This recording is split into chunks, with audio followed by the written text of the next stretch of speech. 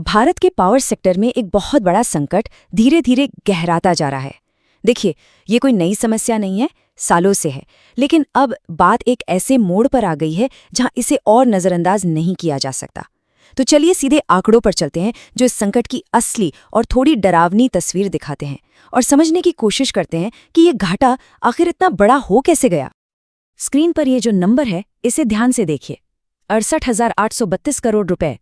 ये कोई छोटी मोटी रकम नहीं है। ये सिर्फ एक साल यानी 2022-23 में भारत की सरकारी बिजली कंपनियों का कुल घाटा है। और जानते हैं सबसे चौंकाने वाली बात क्या है? ये पिछले साल के मुकाबले लगभग 4 गुना ज्यादा है। मतलब एक ही साल में घाटा 4 गुना बढ़ गया। ये आंकड़ा अपने आप में बहुत कुछ कह जाता है। अब इस बड़ी सी रकम को थोड़ा और समझने के लिए इसे एक और नजरिए से देखते हैं। ये जो घाटा है, ये लगभग उत्तराखंड जैसे एक पूरे राज्य के सालाना बजट के बराबर है। जरा सोचिए, एक तरफ एक पूरे राज्य का साल भर का खर्च और दूसरी तरफ सिर्फ एक सेक्टर का एक साल का घाटा, दोनों लगभग बराबर। तो सवाल ये उठता है कि 2022-23 में आखिर ऐसा हुआ क्या कि घाटा इतना ज्यादा बढ़ गया? इसका जवाब एक बड़ी हद तक कोयले की कहानी में छिपा है। एक ऐसी कहानी जिसने बिजली बनाने की लागत को सचमुच आसमान पर पहुंचा दिया। इस घाटे के पूरे गणित को समझने के लिए बस 2 शब्द समझने जरूरी हैं, ACS और ARR। ACS मतलब एवरेज कॉस्ट ऑफ सप्लाई, यानी बिजली की एक यूनिट को घर तक पहुंचाने में कंपनी का कुल खर्च, और ARR मतलब एवरेज रेवेन्यू रियलाइज्ड, यानी उसी एक यूनिट से कंपनी की कुल कमाई। अब हिसाब सीधा है, जब खर्च कमाई से ज्यादा हो जाए तो होता है घाटा। और आंकड़े भी ठीक यही कहानी बता रहे हैं। 2022-23 में क्या हुआ? हर यूनिट बिजली पहुंचाने का खर्च यानी ACS 1 रुपया बढ़ गया, लेकिन उसी यूनिट से कमाई यानी ARR सिर्फ 50 पैसे बढ़ी। नतीजा, हर एक यूनिट पर होने वाला घाटा 2 गुने से भी ज्यादा हो गया, 133% का उछाल। तो ये लागत इतनी बढ़ी क्यों? इसकी पहली और सबसे बड़ी वजह थी बिजली की मांग में अचानक आया जबरदस्त उछाल।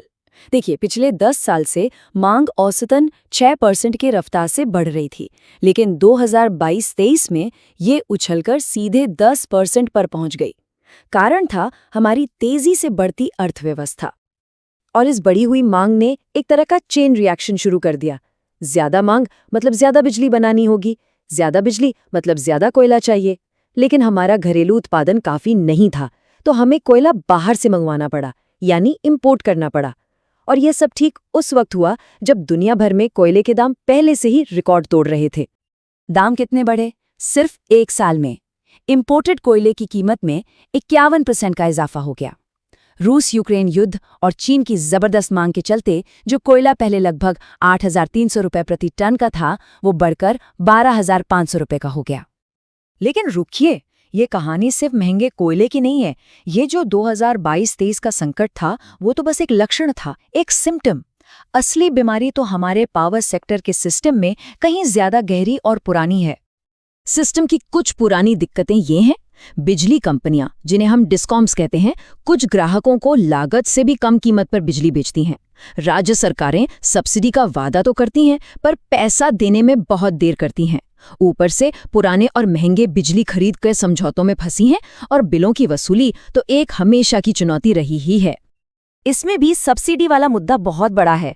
सोचिए, जब सरकारें वक्त पर पैसा नहीं देती तो डिस्कॉम्स के पास कैश की कमी हो जाती है। अब रोज का काम चलाने के लिए उन्हें कर्ज लेना पड़ता है, और बस यहीं से शुरू हो जाता है कर्ज का वो दुष्चक्र जिससे निकलना बहुत मुश्किल है। और ये संकट अब सिर्फ बिजली कंपनियों तक ही सीमित नहीं है, इसका असर बहुत गहरा हो चुका है। इन डिस्कॉम्स का घाटा और बढ़ता हुआ कर्ज अब राज्यों की पूरी अर्थव्यवस्था के लिए एक बहुत बड़ा जोखिम बन गया है।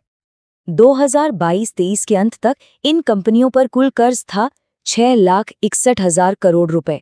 ये रकम इतनी बड़ी है कि हमारे देश की कुल GDP का 2.4% है। मतलब ये पूरे फाइनेंशियल सिस्टम पर एक बहुत बड़ा बोझ है।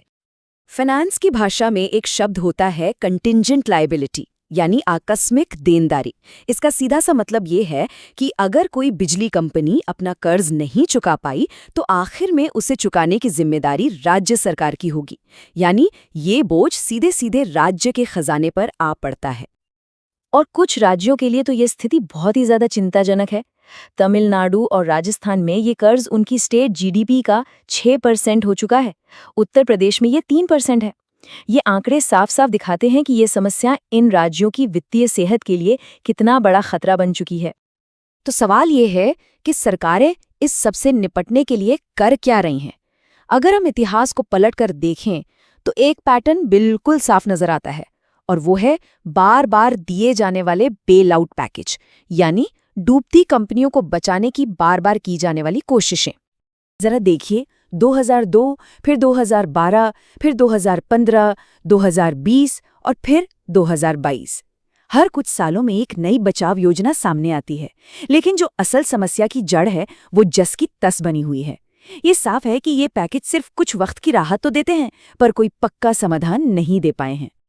तो आखिर में हम उसी सबसे बड़े सवाल पर वापस आते हैं।